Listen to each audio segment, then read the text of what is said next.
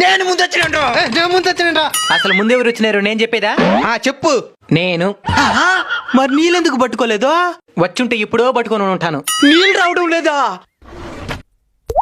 మావా? నీళ్ళు అయిపోయినాయి మావా.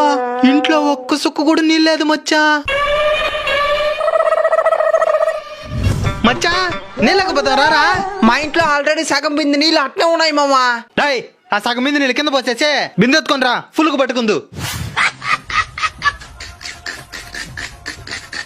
అవును, ఇంతకీ నీళ్ళెందుకు అయిపోయినాయి? నిన్నెవడో నీళ్లు పట్టుకుని ట్యాప్ సరిగా క్లోజ్ చేయలేదంట. నీళ్ళన్నీ లీక్ అయిపోయినాయి. ఈ రోజు ప్రపంచ నీటి దినోత్సవం కూడా. ఈ నీటి దినోత్సవం రోజే మనకి నీళ్ళు లేకుండా పూడ్చింది. నీళ్ళు లేకుండా ఎందుకు పోతుంది? మొన్న మా మేడం క్లాస్ లో చెప్తే విన్నా, ఈ భూమి మీద 71% నీళ్ళే ఉందంట. నిజమే, కానీ తాగలేం. ఏమే? ఉప్పు నీళ్ళు కాబట్టి. మీకు అర్థమయ్యేలాగా చెప్తాను చూడండి. ఈ భూమి మీద ఉండే మొత్తం నీటిని 100% అనుకుంటే అందులో 97% నీళ్లు తాగచ్చా? అస్సలు తాగలేం. ఎందుకంటే అవి సముద్రంలో ఉండే ఉప్పు నీళ్ళు కాబట్టి. అయితే మనకు తాగడానుకుంటే మంచినీటి శాతం 3%.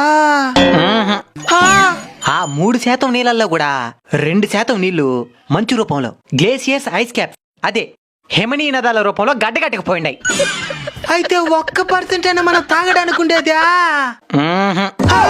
భూగర్భ జలం 0.62% నుంచి 0.76% ఉండాలి. ఇక బావులు, చెరువులు, సరస్సులు, నదులు వీటన్నిటిని కలుపుకుంటే మానవాళికి సులభంగా అందుబాటులో ఉండే మంచినీటి శాతం 0.01%.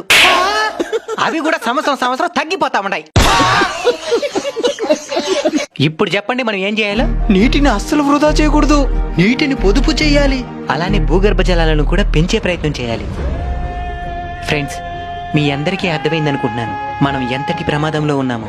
కాబట్టి దయచేసి ఈ వీడియోని వీలైనంత మందికి షేర్ చేసి వాళ్ళకి నీటి విలువ తెలిసేలా చేయండి. అలానే ఈ వీడియో మీకు ఉపయోగపడింది అని అనిపించుంటే ఈ వీడియోని లైక్ చేసి మన అన్బీటబుల్ కల్చర్ ఛానల్ని సబ్స్క్రైబ్ ఆర్ ఫాలో చేసి మీ సపోర్ట్ని అందిస్తారని ఆశిస్తున్నాము. నమస్కారం.